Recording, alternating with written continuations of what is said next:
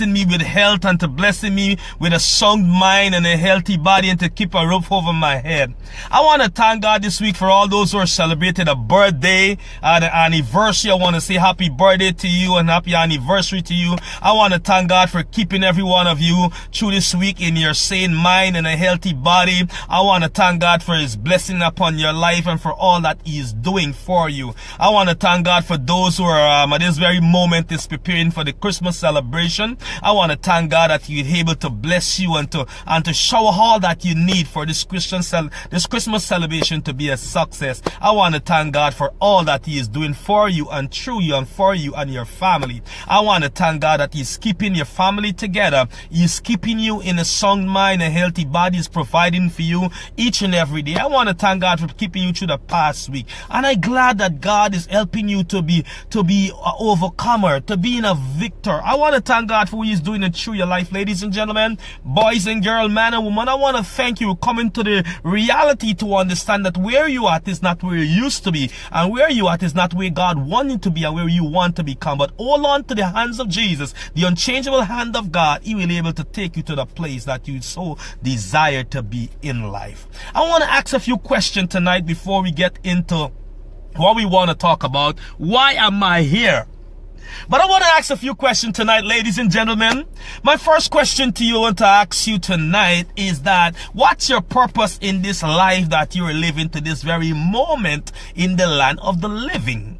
I want to ask you, what fuel your day? What fuel your day? What's your passion that drives you every day? What is your like versus your dislikes? If money wasn't your problem, what you have done with the time that you have?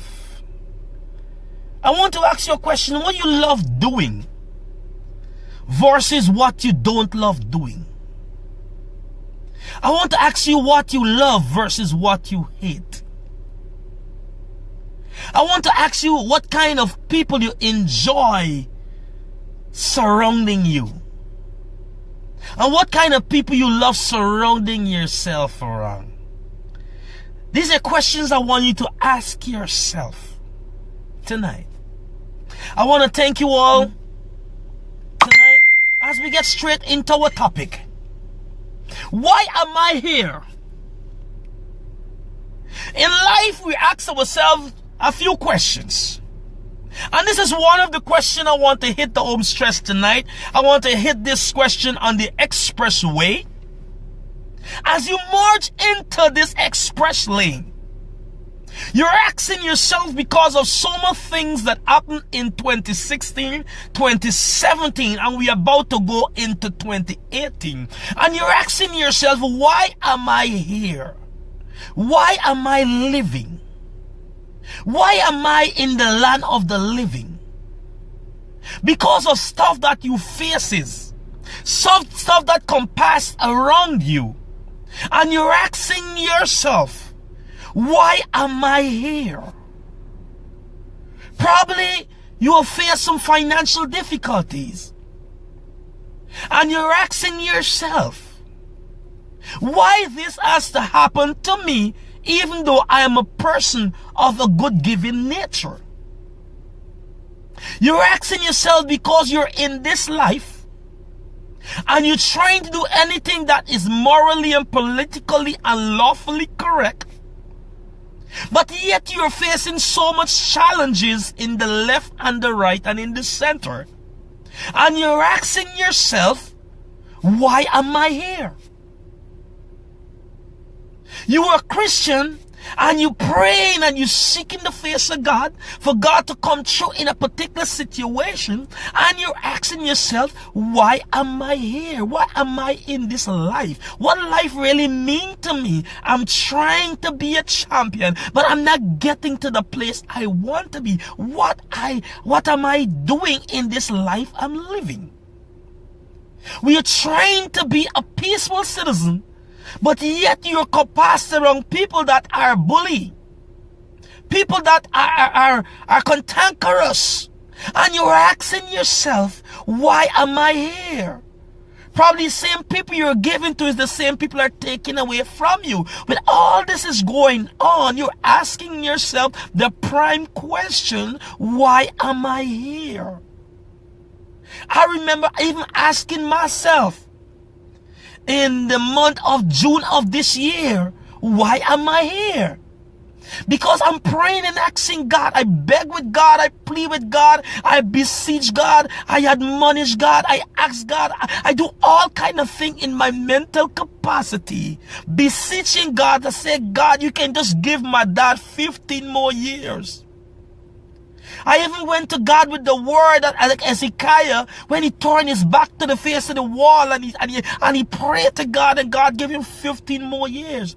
I so love my dad that I begged God in tears. I remember one morning, I forget, and I'm on the expressway driving at 100 miles per hour going to work, and I'm in tears. I didn't know if one lane looked like two lanes, but I'm begging God to keep my dad 15 years. But sad to say that God didn't do that for me. And I'm asking myself, and God didn't use that, he is no longer here. That God, why am I here? I'm doing so much for you. Why am I here? Why my purpose is not even unfolding for what make my plans to you so many years. I'm trying to keep my part of my covenant, and I'm not seeing I'm getting to that point. Why am I here? And many of us are asking ourselves this very question. So much things you want to do. Some of you are putting your hands into so many things, trying to be successful. But you're not seeing the brighter side of success, and you're asking yourself, why am I here? Probably you so love to have a child.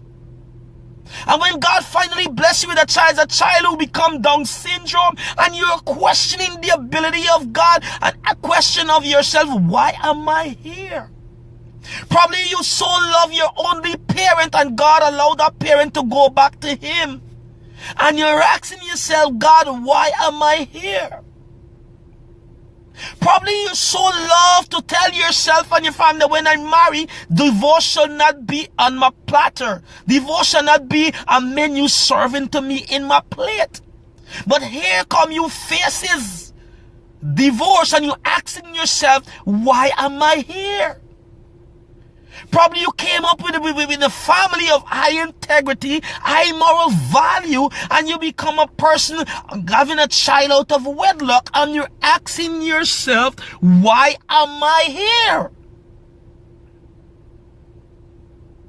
We all face that dark moment of our lives.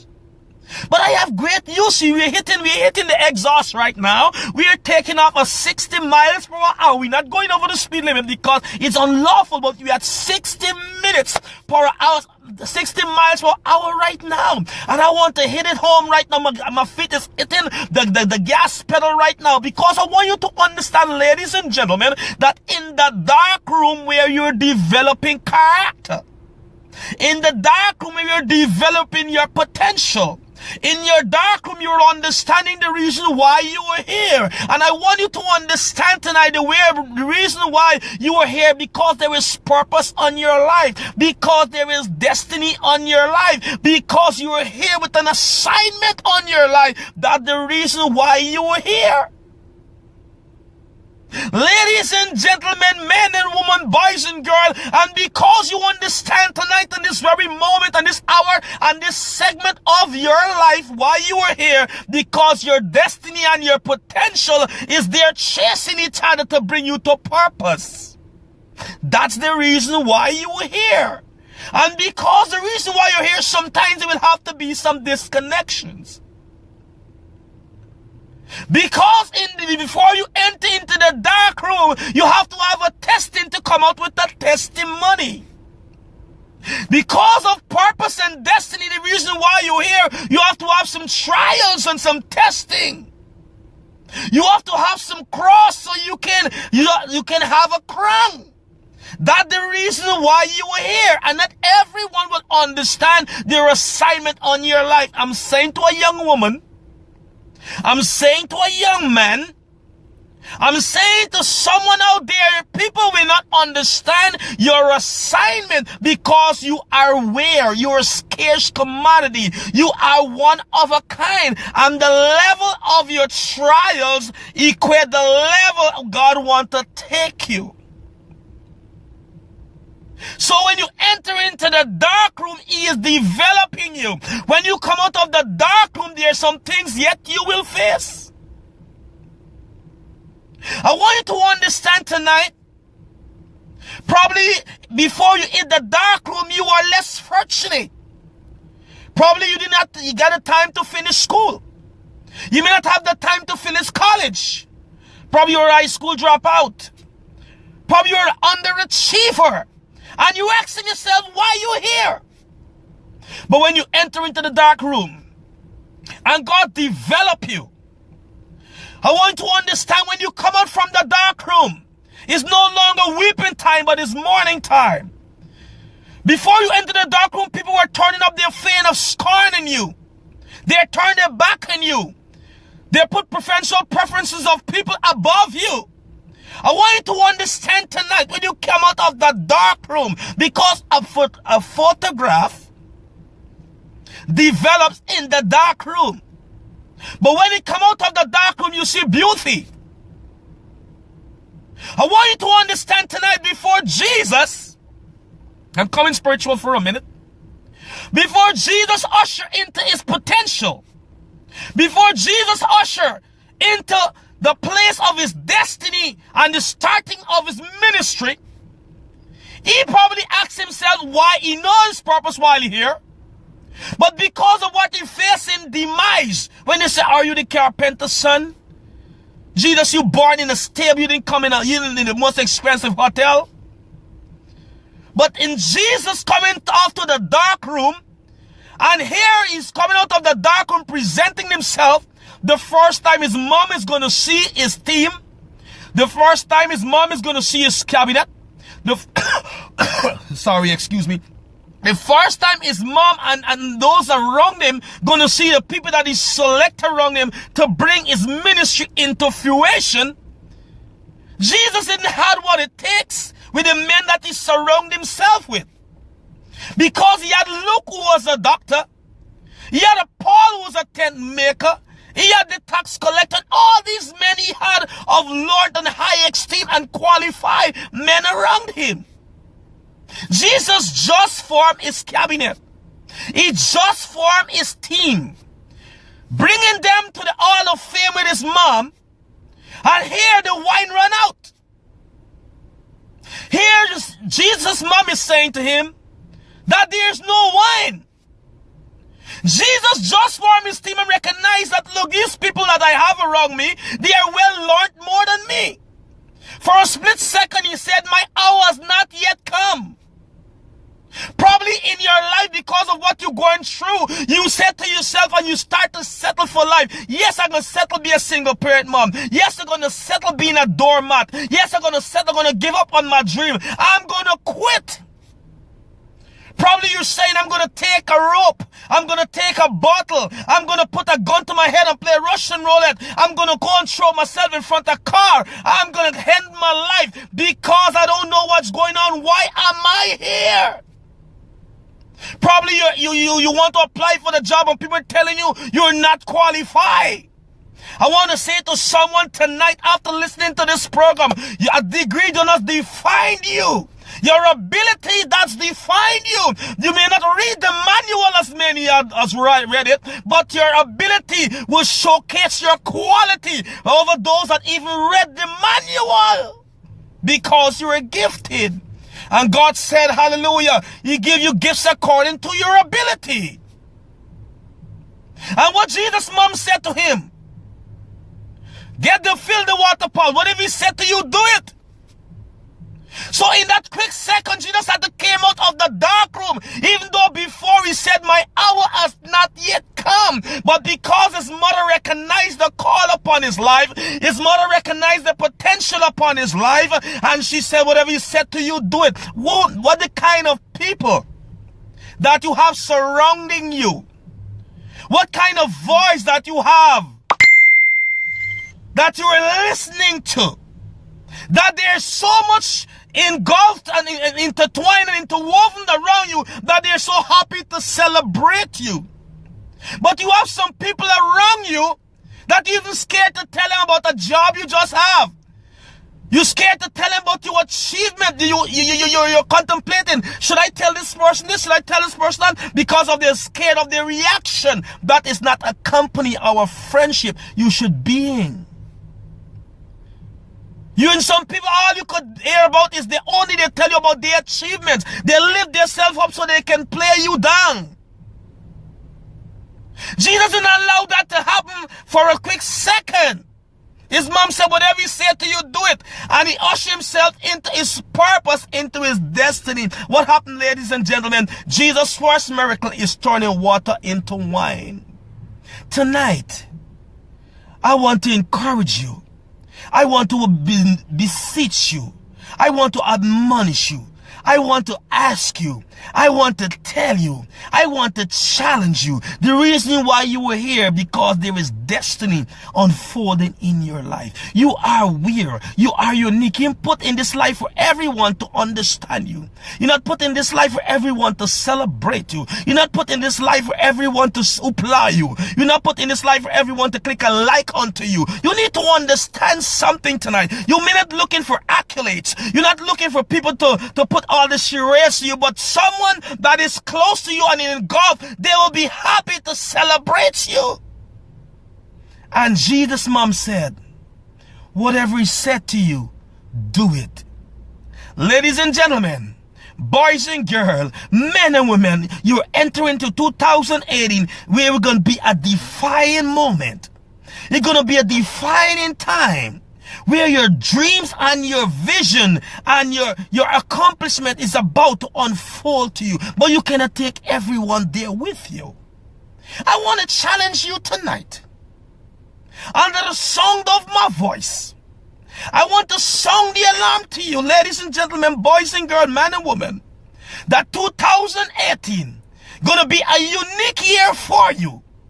It's going to be a year where you understand the assignment of God on your life. I want to challenge you to start making your plans for where you want to see yourself in 2018. Not as a down player, but as a successor. Not seeing yourself where you used to be, but seeing yourself above where you want to be. I want you to see 2018, you're walking into a new door. 2018, you're walking into a hall where people are celebrating you of honesty and integrity. I want you, ladies and gentlemen, to understand the reason why you're here. The level of your challenge, the level of your experience, the level of your art and your pain, equivalent to the level where God wants to take you. God has something great in store for you. Let no one keep you back of your experience in 2017, taking you into 2018. You have to drop off some friends. Ladies and gentlemen, after you listen to this telecast tonight, after you listen to me on Periscope, I need you to take your phone and start looking through the numbers and start hitting the delete button for some people who meant no good for you. They have never said anything good to celebrate you, but you still keep them as a friend. They have never give you a word of wisdom, a word of encouragement, but you still keep them around. You can take these people into 2018. They have known of your dreams and your goal, and they never plan an action of support for your dreams and your goal. You need to delete these people from your life. You cannot go into 2018 taking dead weight with you. You cannot go into 2018 taking the uncelebrated people with you. You cannot go into 2018 taking your haters along. There's no time to take dead weight with you. Help people to understand you are not a morgue. to carry along people's death situation. And going into 2018, you're not alone to take people along with you who don't tithe. I'm talking to Christian now. Do not keep tithers around you as your friend. Because before too long, they're going to drag you into poverty. Do not take people who are always crying and complaining to give to the work of God, but they help you to go to Walmart. Do not take people who don't want to join the tithe line, but you see them happily in the line at Walmart. Do not take those people in close proximity into 2018. It's critical for your growth. Do not take people into 2018 who is always of the gimme, but not giving. Do not take hookworms into 2018 with you. Do not take into 2018 people all want you to pray for them, but do not want you to pray for you. Do not take those people with you into 2018 because you understand tonight who you are, why you are here. You cannot take these kind of people into 2018. It's just weeks away from you ushering into understanding why you're here and start living in the premise of your dream, in the brink of what God wants to do in your life. Your weeping time is over. 2018 is your jubilee, your celebration party. For some of you, 2018 and the entire year, you don't have to sow anymore because you have, I don't mean you don't have to sow your tithes, but I mean you don't have to sow much of your tears. It's a reaping, it's a harvest time because you've sown enough of your tears, enough of everything in 2017. But you cannot take complainers and murmuring people into 2018. You cannot take people who are hiding and throwing a little bit of dollar into the offering basket. You'll go into 2018 as a dollar blessing person. You need to upgrade your mentality. You need to upgrade your mental faculty. You need to change your mental capacity. You need to upgrade the people in close proximity. Oh my God. You got to upgrade the people that speak into your ears. You got to upgrade the voice that you magnify. Change your life coverage. Move from comprehensive people and go into full coverage into 2018. After understanding why you were here. Comprehensive are haters. Comprehensive are people who are always murmuring and complaining. Backbiting. Dreams killers. Backstabbers. Those are people of a comprehensive insurance. Liability. Take into 2018. People of full coverage who want to see your dream even escalate above their dreams. People who want to celebrate you even above celebrating themselves.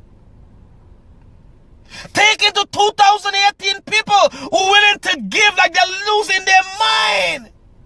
Who are willing to go on their knees for God to lift you up above themselves.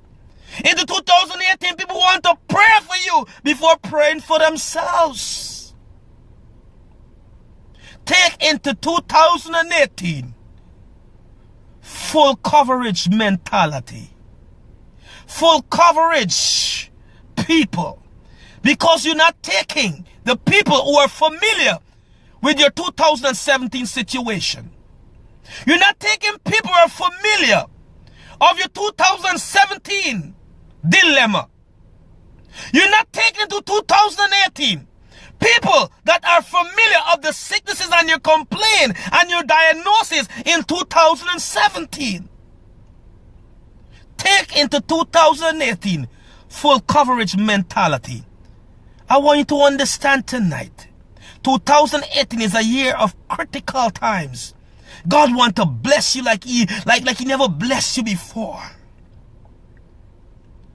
He wants to bless you like the star in the heaven. He wants to bless you like the sand upon the seashore. He wants to make you a nation. In 2018 is a critical year where God wants to take you out of the one-track mind, but you're going with a double-track mind. That is how people see you, but how you see yourself. 2018 is a year going into full coverage. 2018, no longer for you to be complacent, but for you to start lighting the fire. In 2018, I'm coming back to the church, folks. Do not sit next to somebody who is suffering from mumbleitis. They make noise in their home. They make noise in their car. But in the church, you want to know, you sit next to somebody, like if you're in a morgue, not even a funeral home, they make some noise because they're crying, they're screaming for Uncle John who has impacted their life. They're screaming the funeral home for Uncle John who pays their phone bill. But in the morgue, it's utter silence. And in 2018, do not sit next to somebody who will hinder your praise. Somebody who's suffering from mumbleitis. Do not sit next to somebody who is like a lunar. Somebody who is gazing in space. Do not sit next to somebody who have nothing to do in the presence of God. Inside their prayer, they're gazing. Sit next to somebody who praise is contagious, that you leave home being challenged because you have something, a worship to offer up to God. Change your mental capacity into 2018. Leave the bench warmers behind. Leave the fall finders behind. In 2017, you had some fault finders who were never fault makers. In 2018, I challenge you to find not fault finders, but fault makers. Sit next to people who can send up an echo of praise, who can send up an echo of thanksgiving, who can send up an echo of something that God has done for them, that you can do likewise, and the whole place will set ablaze for Jesus. You will leave that place as a champion, destined to win. No matter in 2017, you came out of the church the same way you went in. Because you sit next to somebody who is cold and ashes. You sit to somebody who have no thankfulness, who is ungrateful for what God has done for them. They're standing, idling by, wasting time in the presence. This matter of fact, they should stay home. But you sit next to them and you become just like them. I understand some people are introvert by nature.